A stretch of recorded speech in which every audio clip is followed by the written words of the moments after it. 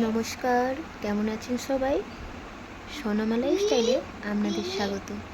জানেন, আজ হচ্ছে চাবড়া ষষ্ঠী। এই চাবড়া ষষ্ঠীতে আমাদের বাড়িতে রান্না পুজো হয়। চলুন আপনাদের সঙ্গে রান্না পুজোর ব্লগটা শেয়ার করি। তাহলে চলুন রান্না করতে যাই। দেখি রান্নার কি কাটাকুটি হয়ে আছে। এই উনুন ধরাচ্ছি। এখন অবধি কাটা দেখতে পাচ্ছি করলা, বেগুন, পটল, কুঁদরি, এটা মনে হচ্ছে ওল। আচ্ছা, আর কি কাটা হচ্ছে দেখি। পেঁপে, নারকেল, আর ওখানে আছে আলু। আর এখন এখানে শাক চাপা আছে। এই শাকটা হচ্ছে না রান্না পুজোর নাকি মেন। সজনা শাক। কি চেল্লাচ্ছে দেখুন, পড়াশুনো। ওলটা আগে ভাপিয়ে নেই, নাহলে তো কি হবে।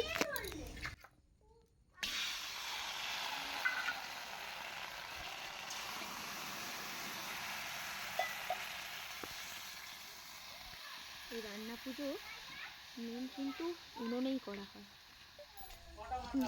দেখুন ওলটা ভাপাতে ভাপাতে কারেন্টটা চলে গেল কেমন। এখনো এই কিছুই আরম্ভ হয়নি, তার মধ্যে কারেন্ট চলে গেলে কি অবস্থা ভাবুন তো। যাক, কখন আসে। রান্নাও আরম্ভ করেছি আর কারেন্টটাও চলে গেছে, তাহলে ভাবুন এত। আর চার্জেরও নয়। কি হয়েছে মাম্মা বলো? ওটা বেগুন।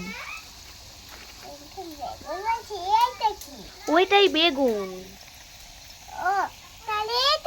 ওটা পেঁপে। ওটা পটল। কুঁদরি। এটা নারকেল। এই দেখো, তুমি বলতে বলতে মাম্মা কারেন্ট চলে এসেছে। খেতে হয় রান্না। এই সবে আলু ভাজাটা কমপ্লিট হলো। এবার তুলেছি পেঁপে ভাজাটা। জানেন, কারেন্টটা চলে গেছিলো, সেই সময় কড়ার তেল কেটে গেছে। দেখুন কড়াটার অবস্থা দেখুন কেমন হয়ে গেছে, কালো হয়ে গেছে। 10 বার আজকে কারেন্টটা লোডশেডিং হতেই গেছে।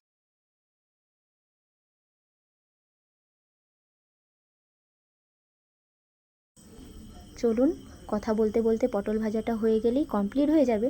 কারেন্টের অভাবে তো, কারেন্টের এত লোডশেডিং হচ্ছে, মানে রান্নাগুলো তো দেখাতে পারলাম না। এখানে আছে কাঁকরোল ভাজা, পেঁপে ভাজা, আলু ভাজা, কুঁদরি ভাজা।